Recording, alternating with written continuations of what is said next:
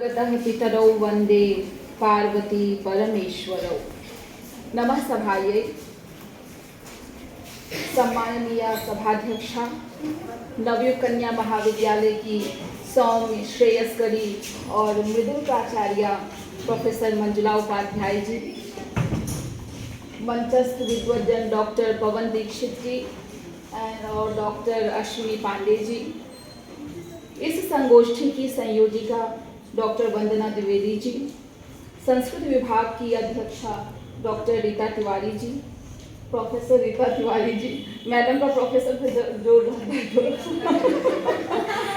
अन्य विभागों की विभागाध्यक्षा और सभी सम्माननीय विदुषी शिक्षिकाएं। इस सब के अलावा हमारे समस्त उपक्रमों की जो लक्ष्यभूत हैं और इस सभा कक्ष को जगमग और जीवंत बना रही हैं, वो हमारी प्यारी दुलारी छात्राएं। उपस्थित अन्य सभी सुधीजन,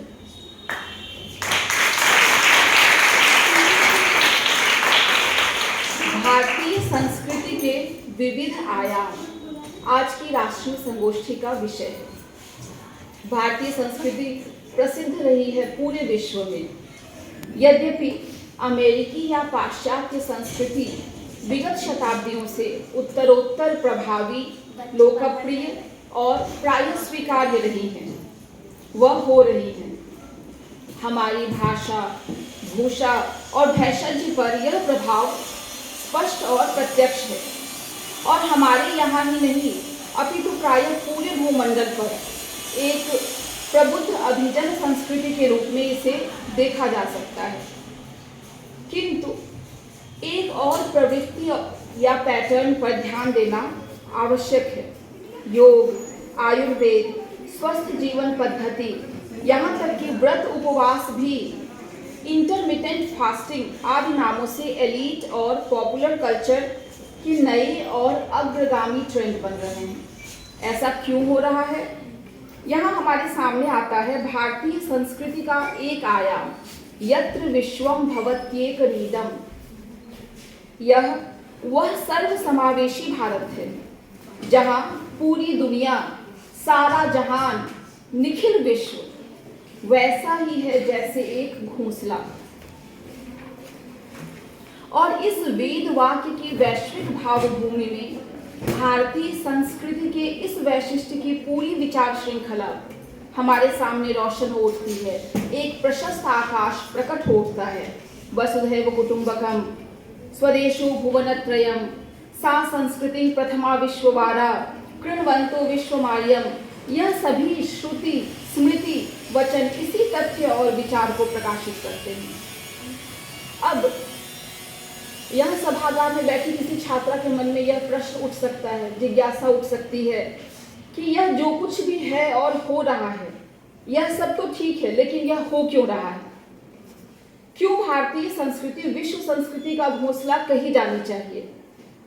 यद्यपि यत्र विश्वम भवत्येक नीदम के अर्थ तो बहुत गहरे और सूक्ष्म हैं।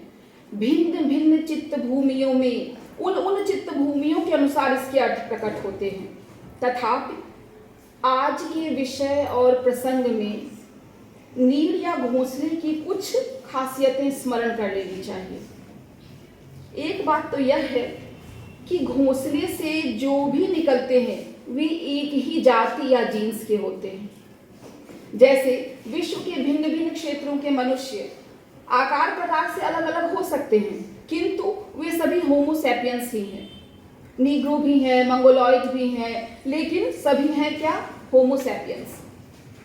भारत हजारों साल से जीव, जीवन, परिवेश और उसके पर्यावरण के तत्वों को समझता रहा है। तत्वों को समझने का अभिप्राय है उसके बीज को समझना, गुण सूत्र को समझना, जीन्स को समझना, उसकी डीएनए को समझना। और समझने का मतलब है ज्ञानवान होना।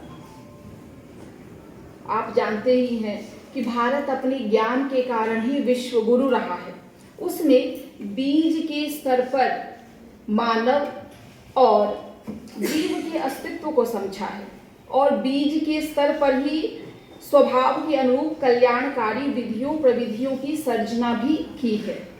इसलिए जिस प्रकार एक बीज भिन्न भिन्न परिस्थितियों में, पर्यावरणीय परिस्थितियां हो या जलवायुवीय परिस्थितियां हो, अलग अलग ढंग से उगता है, बढ़ता है, लेकिन उसके जेनेटिक नेचर के आधार पर जो उसके लिए हितकारी कोई औषधि बनाई गई होती है, उसी प्रकार जब मानव और जगत के परम तत्व को समझकर उसके आधार पर विधान की गई सामाजिक सांस्कृतिक विधियां विश्व संस्कृति के बीज स्वरूप ही हैं।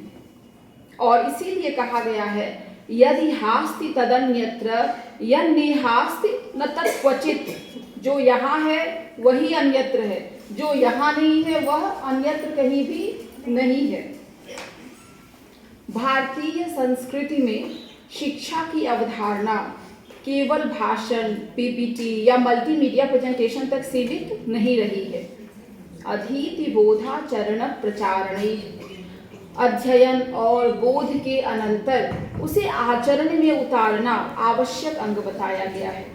और इन तीनों में सिद्धि के अनंतर प्रचारण का क्रम आता है।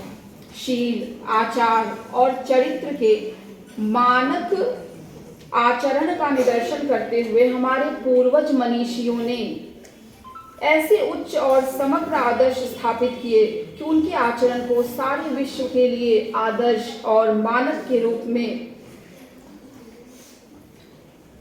आचरण के रूप में माना गया। और यह कहा गया कि इस देश में तैयार हुए विद्वानों से पृथ्वी के सभी मनुष्य अपने अपने योग्य विद्या चरित्रों की शिक्षा ग्रहण करें।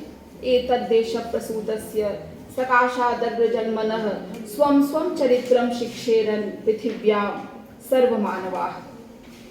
और इसीलिए हमारी संस्कृति प्रथमा, अग्रणी और विश्व के द्वारा वरण की जाने वाली, वरण करने योग्य मानी जाती है। सा संस्कृति प्रथमा विश्ववारा। यह राष्ट्रीय संगोष्ठी, जिसका विषय भारतीय संस्कृति के विविध आयाम है, गीता जयंती के उपलक्ष्य पर आयोजित की जा रही है। भारतीय संस्कृति के वैशिष्ट्य का एक आयाम हम गीता के प्रारंभ में ही देख सकते हैं। आधुनिक मेडिकल साइंस और साइकोलॉजी, जो कि पश्चिमी पुनर्जागरण के उपरांत आकार में आई, आधुनिक और वैज्ञानिक अध्ययन व्यवस्था की शाखाएं हैं। ये विषाद या अवसाद को बीमारियों के रूप में स्वीकार और परिभाषित करते हैं। इधर गीता की शुरुआत ही अर्जुन के विषाद से होती है और विषाद गीता में वरदान बन जाता है, विषाद वसंत बन जाता है, क्रांति बन जाता है। संवाद ऐसा होना चाहिए कि वह विषाद में डूबे व्यक्ति को ऊंचा उठा सके। गीता विषाद में से प्रकट हुआ संगीत है। गीता और मानस का दैनिक पाठ हमारे घरों की सहज परिपाटी रहा है। हमारी संस्कृति का यह भी एक वैशिष्ट्य है कि जिस विषाद को दुनिया आत्मघाती मानकर अवसन्न सी दिखती है, वही बीमारी की स्थिति हमारे सांस्कृतिक परिप्रेक्ष्य में गहन मनन और ऊर्ध्व चिंतन के लिए राजमार्ग बन जाती है। अंत में यही कहते हुए विराम कि भारत की चिरंतन प्रतिष्ठा दो से ही है, संस्कृत और संस्कृति। भारतस्य प्रतिष्ठे द्वे, संस्कृतम संस्कृतिस्तथा। वंदे संस्कृत मातरम। जयतु भारत।